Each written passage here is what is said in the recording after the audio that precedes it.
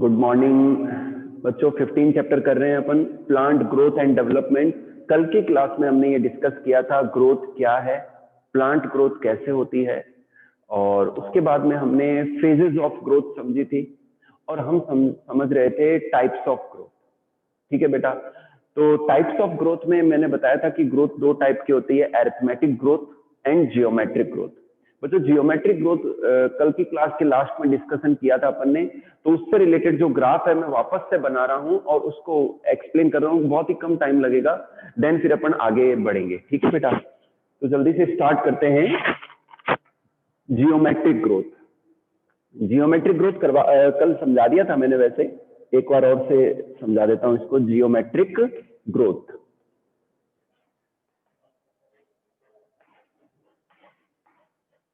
Yes, तो इसमें मैं फॉर्मूला लिख देता हूं, W1 या WT equals to W0 ERT। ठीक है बेटा, और इसका जो ग्राफ है वो कुछ इस तरीके से आएगा।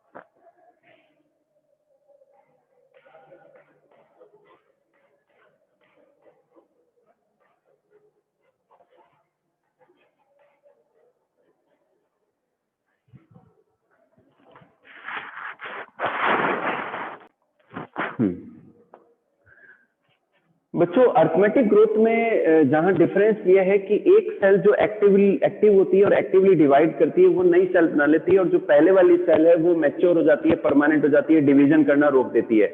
लेकिन जो न्यू सेल बनी है वो एक्टिवली डिवाइड होती है, फिर वो डिवाइड होकर नई सेल बनाती है और फिर वो पहले वाली सेल वापस से परमानेंट हो जाती है।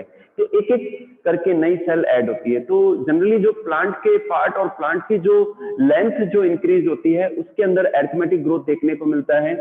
इसके अलावा प्लांट के अंदर जब उसका मास इंक्रीज होता है, उसका वेट बढ़ता है, तो फिर उसमें जियोमेट्रिक ग्रोथ शो होती है। जियोमेट्रिक ग्रोथ हम ड्राई वेट या वेट के द्वारा बता सकते हैं कि W1 equals to W0 ERT की पावर, जो E की एक्सपोनेंट है वो RT है। यहाँ पर बच्चों W1 या WT क्या है, एक डेफिनेट टाइम के बाद में जो वेट है प्लांट ऑर्गन का या प्लांट का, वो W0 इनिशियल वेट है। जब अपन को मेजरमेंट करना है तो जो इनिशियल 0 टाइम पर जो वेट होता है वो E नेचुरल लॉग है ये, ठीक है, R ग्रोथ रेट है और T टाइम है। तो W1 equals to W0 E की एक्सपोनेंट RT के द्वारा हम शो करते हैं जियोमेट्रिक ग्रोथ के फॉर्मूले को, और this is the graph of geometric growth. बच्चों जियोमेट्रिक ग्रोथ का जो ग्राफ है वो एस कर्व के रूप में प्राप्त होता है। हमें किस फॉर्म में प्राप्त होता है? एस कर्व या एस के फॉर्म में। ठीक है, ये क्या है? जियोमेट्रिक ग्रोथ का एस कर्व है। और बच्चों एक चीज बताऊं, ये लगभग सभी ऑर्गेनिजम्स पर अप्लाई होता है, बैक्टीरियल कल्चर पर भी अप्लाई होता है ये। तो यहाँ पर जो एक्स एक्सिस है ये टाइम के लिए है, और जो वाई एक्सिस है ये ग्रोथ रेट के लिए है, और जो ग्राफ है वो एस शेप आता है। इसमें बच्चों जो इनिशियल जो ये स्टार्ट पॉइंट है इसे हम लैग फेज कहते हैं, और ये जो एकदम स्टीप जो बढ़ता हुआ ग्राफ है वो है लो फेज, और इसे हम एक्सपोनेंशियल फेज कहते हैं। और ये जो स्टेशनरी पार्ट है इसे हम स्टेडी फेज या स्टेशनरी फेज कहते हैं। अब कैसे बच्चों, जो इनिशियल जो ग्रोथ होती है किसी भी ऑर्गेनिज्म में या प्लांट पार्ट में, तो वो स्लो होती है। जैसे जैसे वो स्पीड अप होते हैं, धीरे धीरे उनकी जो न्यूट्रिएंट लेने से स्पीड एकदम से बढ़ जाती है ग्रोथ की, और जो नई फेज है वो लो फेज है या एक्सपोनेंशियल फेज है। यहाँ पर जो ग्रोथ है वो मैक्सिमम होती है। फिर एक टाइम के बाद में जब न्यूट्रिएंट या मिनरल जब लिमिट में आ जाते हैं, तो जो ग्रोथ है वो बैलेंस हो जाती है, और इसका जो ग्राफ है वो एकदम फिर सीधा आने लग जाता है। इसे हम स्टीडी फेज या स्टेशनरी फेज कहते हैं। ओके बेटा, तो यहाँ तक बच्चों टाइप्स ऑफ ग्रोथ का टॉपिक था। एक बार आप सारे हैंड रेज कर दो अगर ये टॉपिक यहाँ तक अच्छे से क्लियर हो गया। मोस्ट इंपॉर्टेंट है, थ्योरेटिकल एग्जाम में आ सकता है ना।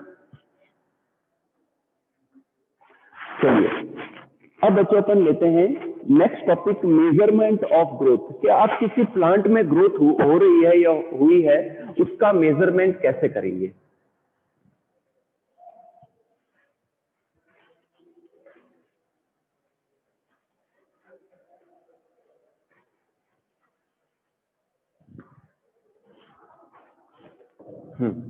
Measurement of growth.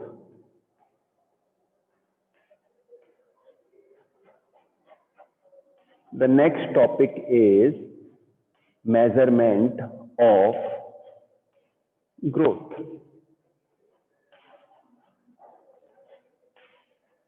Yes.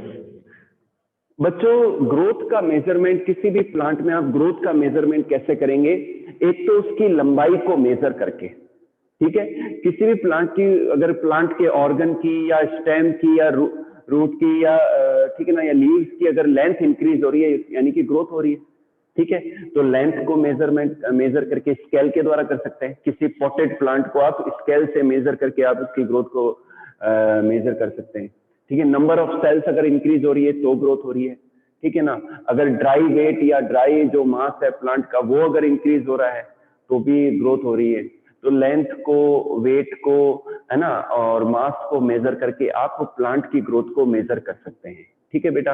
अब यहाँ पर बच्चों नेक्स्ट टॉपिक मैं ले रहा हूँ, ग्रोथ से रिलेटेड है, absolute growth and relative growth. क्या डिफरेंस है इसमें वो मैं बताता हूँ आपको।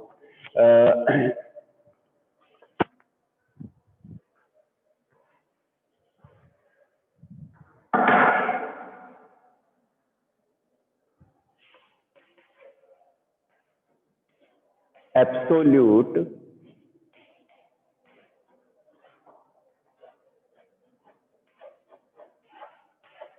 ग्रोथ और सेकंड हम लेते हैं रिलेटिव ग्रोथ।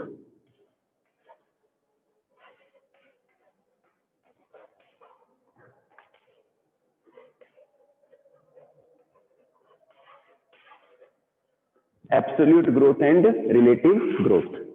एब्सोल्यूट ग्रोथ में एक लीव की स्ट्रक्चर बनाऊंगा बच्चों, तो उससे आपको पिक्चर एकदम क्लियर हो जाएगी।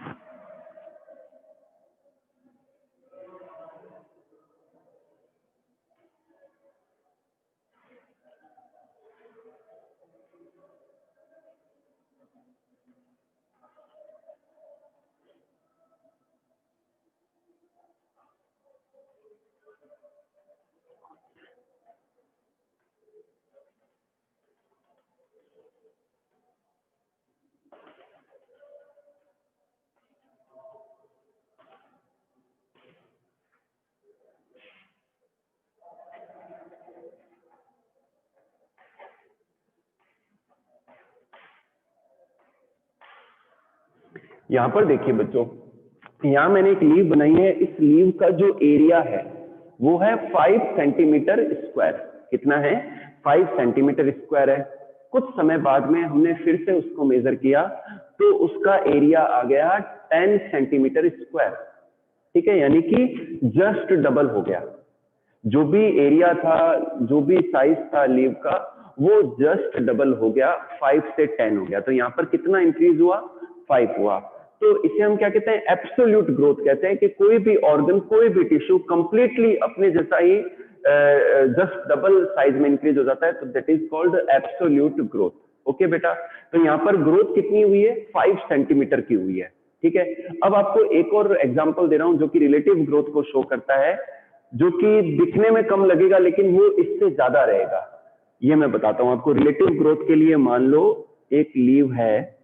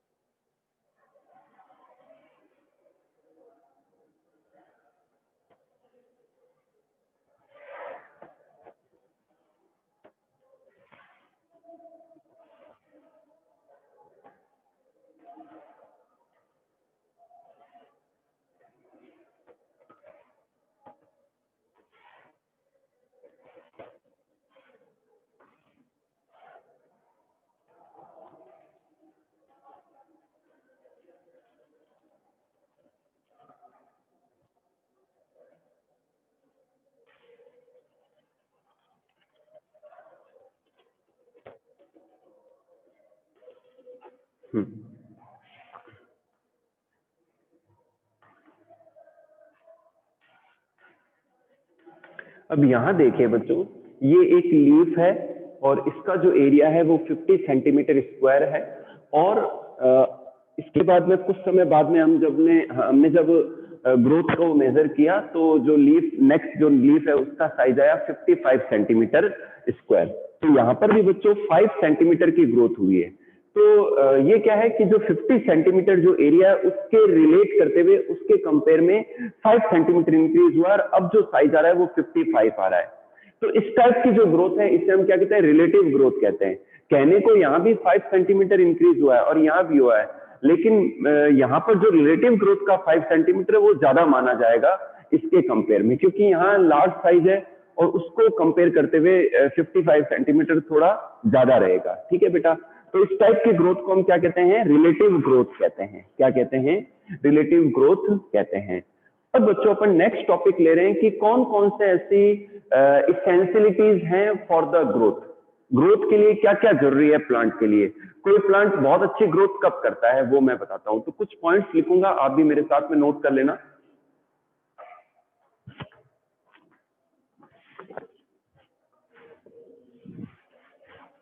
बच्चों मेरी कोशिश रहेगी कि आपको सिंपल से सिंपल वे में समझाया जाए ना, बस आपको डेली रिवाइज करते जाना है ना।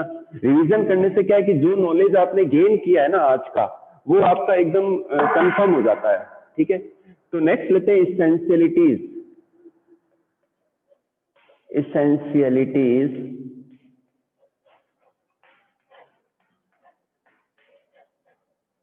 For the growth of plant।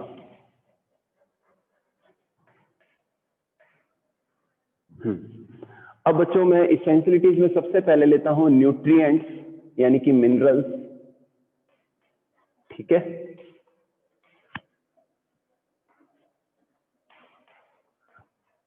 Points learn करने हैं, अंदर का कंटेंट आपको अपने आप समझ में आएगा इसमें। सेकंड लेते हैं carbon and nitrogen ratio. Third लेते हैं हम लाइट। ठीक है, फोर्थ हम लेते हैं टेम्परेचर।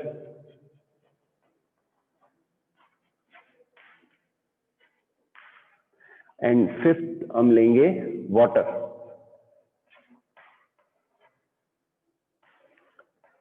ठीक है बेटा, अब हम डिस्कस करते हैं कि ये क्या है। सबसे पहले लेते हैं बच्चों न्यूट्रिएंट और मिनरल्स। बच्चों उस मिट्टी में, उस सॉइल में प्लांट्स की ग्रोथ सबसे बेस्ट रहती है जहां पर जितने भी जो रिक्वायर्ड मिनरल हैं, जितने भी रिक्वायर्ड मैक्रो और माइक्रो न्यूट्रिएंट्स हैं वो अवेलेबल हैं, तो वो वहां पर क्या है, प्लांट की ग्रोथ अच्छी शो करते हैं। ठीक है, तो मिनरल्स की डेफिशिएंसी होने पर प्लांट की ग्रोथ अफेक्ट होती है।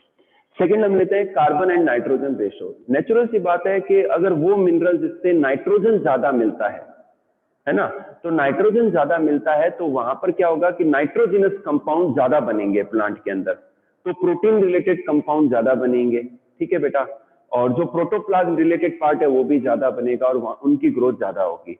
और अगर जो न्यूट्रिएंट्स मिलने के दौरान कार्बन का कंटेंट ज्यादा मिलता है तो जो सेल वॉल मटेरियल है, जो सेल है ना, सेल मेम्ब्रेन मटेरियल है, वो ज्यादा बेटर बनेगा और जो मैकेनिकल स्ट्रेंथ है वो ज्यादा बढ़ेगी प्लांट की।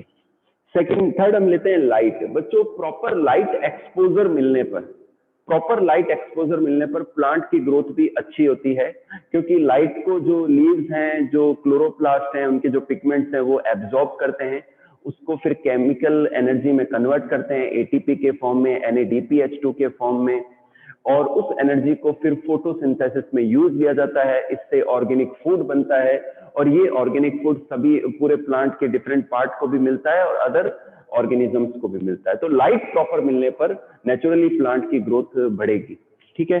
लेकिन एक लेवल तक, बहुत ज्यादा एक्सेस लाइट भी सही नहीं है, क्योंकि एक्सेस लाइट होने पर टेम्परेचर राइज होगा और टेम्परेचर राइज होने से जो इंपॉर्टेंट एंजाइम्स हैं वो डीनेचर हो जाएंगे और कई सारे जो मेटाबॉलिक प्रोसेसेस हैं प्लांट के वो अफेक्ट होना स्टार्ट हो जाएंगे। नेक्स्ट लेते हैं टेम्परेचर। नेचुरल सी बच्चों, जो नेचुरल बात है बच्चों, जो टेम्परेचर है वो कनेक्टेड है लाइट से। तो किसी एरिया में अगर टेम्परेचर ज्यादा रहता है, एवरेज टेम्परेचर ज्यादा रहता है, तो नेचुरली वहां पर फोटोसिंथेसिस की रेट अफेक्ट होगी, प्लांट अफेक्ट होगा, ठीक है बेटा।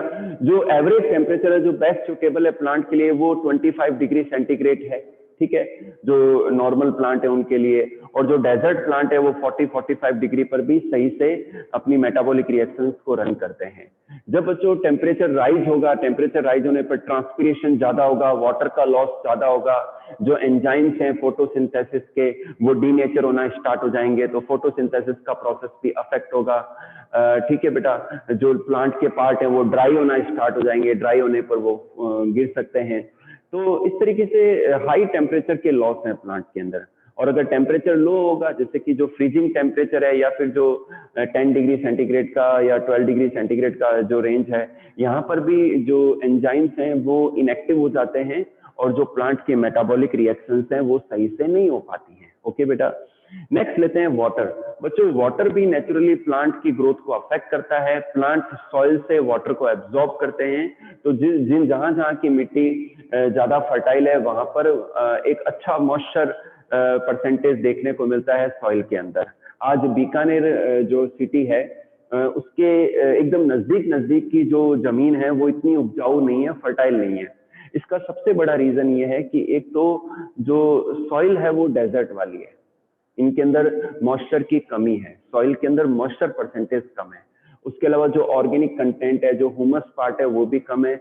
और सबसे जो दिक्कत वाली बात है कि यहाँ की सॉइल के अंदर सॉल्ट ज्यादा है, ठीक है ना। वहीं आप 50 किलोमीटर आगे चले जाइए, आप चारों तरफ 50-50 किलोमीटर आगे जाइए, चाहे डूंगरगढ़ की तरफ या नोखा की ओर, या फिर तो वहां पर आपको खेती अच्छी देखने को मिलेगी। वहां पर जो ट्यूबवेल हैं, जो कुएं हैं वो सक्सेसफुल हैं, ठीक है ना। वहां की जो जमीन है फर्टाइल है।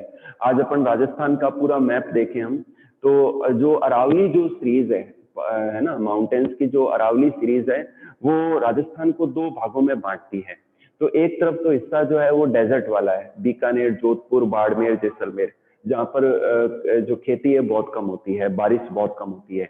और अरावली के जस्ट दूसरी तरफ करौली, सवाई माधोपुर, बूंदी है, कोटा है, झालावाड़ है, तो वो बहुत ही ज्यादा फर्टाइल एरिया है, वहां पर खेती भी ज्यादा अच्छी होती है, ठीक है। राजस्थान के जो नॉर्थ के अंदर जो हनुमानगढ़ और गंगानगर है वो ज्यादा फर्टाइल एरिया इसलिए है क्योंकि वहां पर वो पंजाब से नजदीक पड़ता है एरिया, और वहां पर नहर का जो कैनाल का पानी है वो अच्छे से मिलता है उनको, और जो मिट्टी या सॉइल है वो भी उपजाऊ है, फर्टाइल है, इसीलिए वहां पर खेती ज्यादा है, ठीक है बेटा। तो नेचुरल सी बात है कि जहां पानी की अवेलेबिलिटी अच्छी रहती है तो वहां पर जो प्लांट की ग्रोथ है वो भी बेटर रहती है, ठीक है बेटा। नेक्स्ट टॉपिक ले रहा हूं मैं, differentiation, D differentiation and re differentiation, ठीक है बेटा। चलिए पॉइंट बेटा आप नोट करते जाइए साथ साथ में ना, इजी है, सिंपल से पॉइंट्स हैं ये। नेक्स्ट जो टॉपिक है वो है डिफरेंशिएशन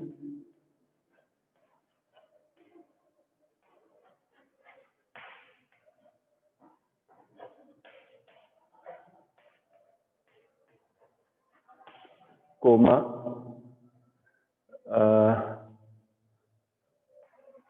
डी डिफरेंशिएशन,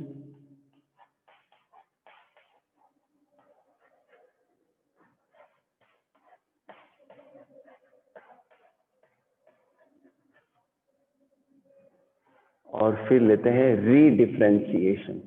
अब ये क्या है?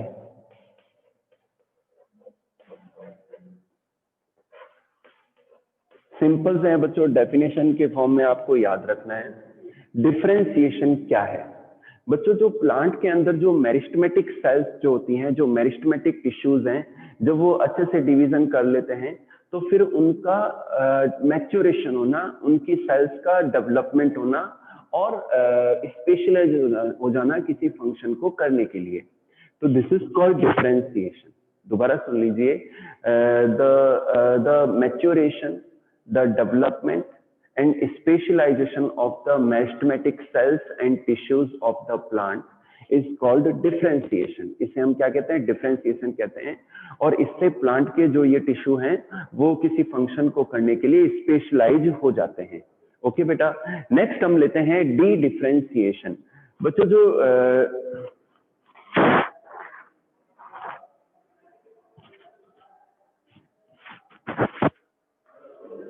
हाँ, नेक्स्ट लेते हैं बच्चों अपन de differentiation. What is the de differentiation?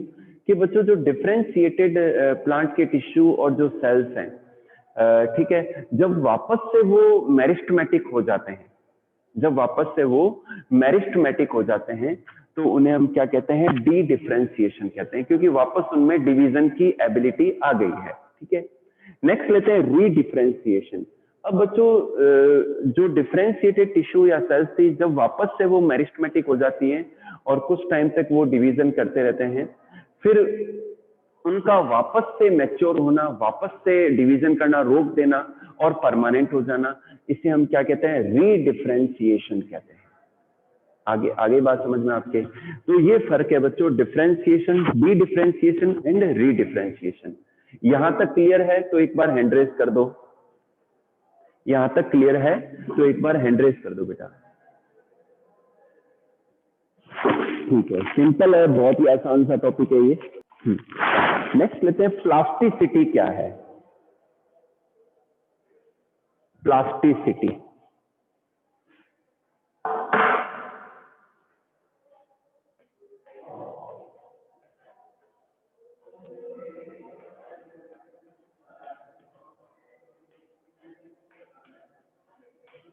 हाँ बच्चों, प्लांट के डिफरेंट ऑर्गन और प्लांट के पार्ट्स की ग्रोथ के दौरान, ठीक है, अगर कुछ एनवायरमेंटल चेंजेस होते हैं, अगर कुछ एनवायरमेंटल चेंजेस होते हैं तो जो प्लांट के पार्ट है वो मॉडिफाई हो जाते हैं।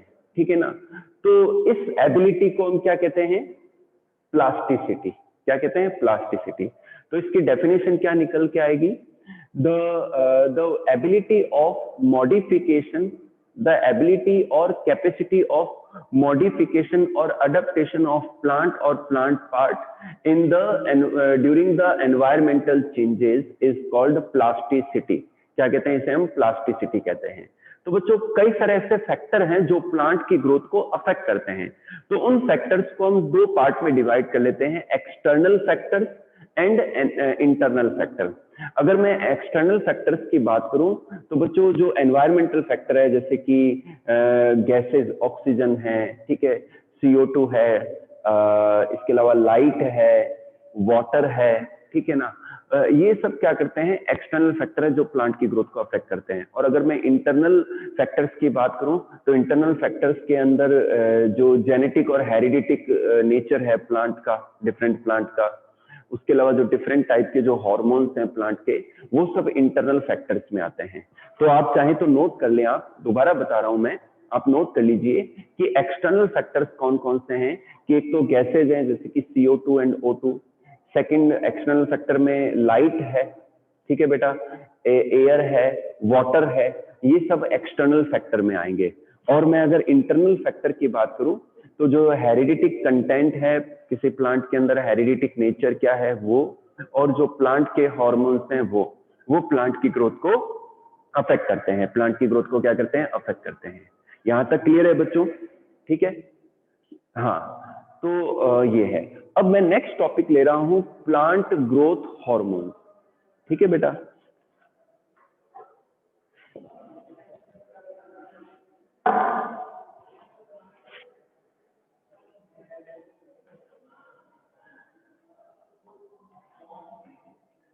Plant growth hormone.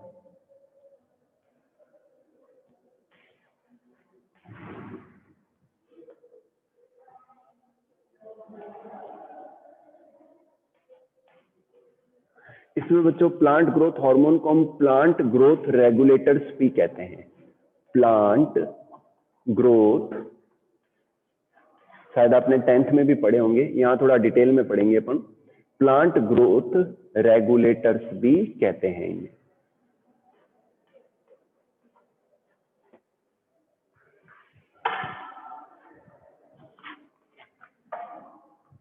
Plant growth regulator, short में इसे हम PGRB कहते हैं। ठीक है, प्लांट ग्रोथ रेगुलेटर कौन कौन से हैं? ऑक्सीन, सेकंड साइटोकाइनिन,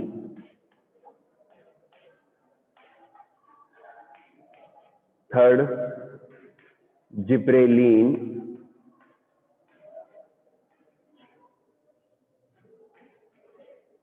फोर्थ हम ले रहे हैं एब्सिसिक एसिड,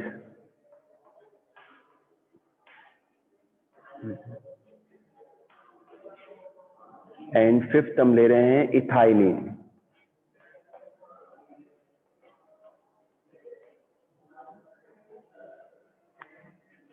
ठीक है बेटा, तो यहां पर ये फर्स्ट 3 हार्मोन है ग्रोथ प्रमोटर। ये क्या है?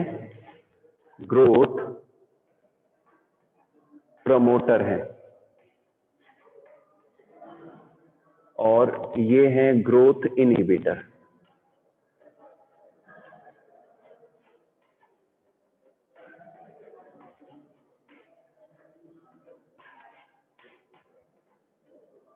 Growth promoter and growth inhibitor. हाँ, अब बच्चों यहां पर एक दो टर्म और मैं बता रहा हूं आपको। एक है phyto hormone. Phyto hormone,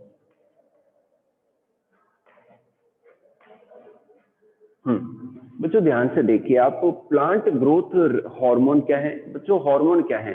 plant के डिफरेंट पार्ट में, डिफरेंट टिश्यूज के अंदर स्पेसिफिक टाइप के जो केमिकल्स बनते हैं, उन्हें हम प्लांट हार्मोन कहते हैं, और फिर वो ट्रांसपोर्ट हो जाते हैं डिफरेंट पार्ट में। ठीक है ना?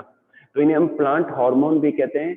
और प्लांट के जो नेचुरल हार्मोन हैं, they are known as phyto hormones. उन्हें हम क्या कहते हैं? फाइटो हार्मोन्स कहते हैं। लेकिन बच्चों जो आर्टिफिशियल जो हार्मोन है, जो सिंथेटिक केमिकल या हार्मोन है, तो उन्हें हम फाइटो हार्मोन नहीं कहेंगे। क्या नहीं कहेंगे? फाइटो हार्मोन सिर्फ नेचुरल हार्मोन के लिए काम में लेंगे। जो सिंथेटिक या आर्टिफिशियल लेबोरेटरी में बने जो हार्मोन्स हैं, उन्हें हम ग्रोथ रेगुलेटर कहेंगे। ठीक है बेटा? तो इन्हें हम प्लांट ग्रोथ रेगुलेटर्स भी कहते हैं। जो प्लांट हार्मोन है, उन्हें हम प्लांट ग्रोथ रेगुलेटर इसलिए कहते हैं कि वो प्लांट की डिफरेंट टाइप की जो ग्रोथ है उसको रेगुलेट करते हैं। So they are known as plant growth regulators, in short PGR कहते हैं। तो बच्चों प्लांट के अंदर 5 टाइप के हार्मोन हम स्टडी करेंगे। ठीक है, आपने 10th में भी उनका इंट्रोडक्शन पढ़ा है, यहाँ पर अपन डिटेल में पढ़ेंगे सभी हार्मोन्स को। There are 5 types of plant hormones, auxin, cytokinin, gibberellin, abscisic acid and ethylene. बच्चों यहाँ पर जो फर्स्ट 3 हार्मोन है वो ग्रोथ को प्रमोट करते हैं। They are involved in growth regulation. Okay, तो इन्हें हम क्या कहते हैं? ग्रोथ प्रमोटर हार्मोन कहते हैं। जबकि जो लास्ट 2 हार्मोन्स हैं वो एक्सेस जो ग्रोथ है उसको इनहिबिट करते हैं, उसको कंट्रोल करते हैं, रोकते हैं। तो they are the growth inhibitors. उन्हें हम क्या कहते हैं? ग्रोथ इनहिबिटर्स कहते हैं। ओके बेटा, चलिए तो बच्चों सबसे पहले हम स्टार्ट करते हैं ऑक्सीन।